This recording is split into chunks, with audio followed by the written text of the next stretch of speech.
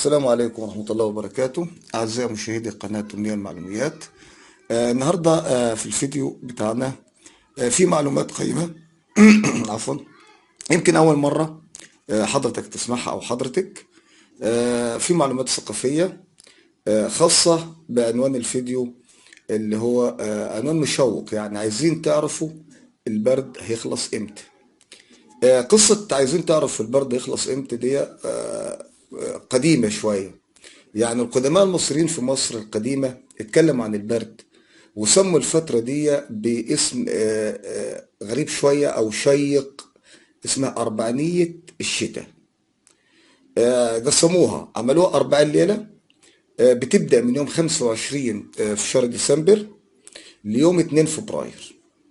ال40 ليلة دي قسموها ل20 ليلة بيض و20 ليلة سود. نمسك بقى ال20 ليلة البيض دي متقسمين ل10 ليالي كوالح. ال10 ليالي الكوالح دي بتبدأ من 25 ديسمبر ل3 يناير. والعشرة التانيين دول مسموهم 10 ليالي طوالح. يبقى الأولانيين 10 ليالي كوالح والتانيين 10 ليالي طوالح. الطوالح دي بتبدأ من 4 يناير ل 13 يناير. طبعا حاجة غريبة، انت يمكن أول مرة حضرتك ولا حضرتك تسمعيها. دي طبعا خاص بالخدماء المصريين. أما عن ال20 ليلة السود، ال20 ليلة السود دول قسمهم أو متقسمين ل10 ليالي موالح، بيبدأوا من 14 يناير ل 23 يناير.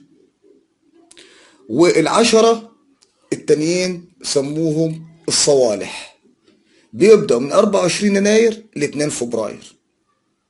وكان في برضه مقولة مشهورة جدا بيقول لك في الليالي السود يفتح كل عود. جدودنا كانوا بيحبوا الليالي السود. ليه بقى؟ لأن الدولة كانت زراعية، ودي الفترة اللي بتثبت فيها جذور الزرع في الأرض ويبدأ بقى ينبت ويطلع ثمار. بعدين بيجي 10 ليالي اسمهم العزازة.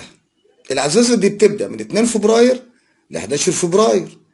الجو فيها بيبقى متقلب ما بين البرد والدفء. وبعدين 3 ليالي أخرى اسمهم قرة، فيهم برد قارس، آخرهم 14 فبراير. وبكده كل سنة وحضراتكم طيبين، ينتهي موسم البرد تماما.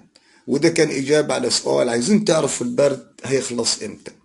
أتمنى أن أكون أفدتكم بحاجة كده، وما تنساش الاشتراك في القناة وتفعيل زر الجرس ولايك وشير. والقناة بتكبر بيكم، ودعمكم يا ريت يكون مستمر لأمنية للمعلوميات. والسلام عليكم ورحمة الله وبركاته.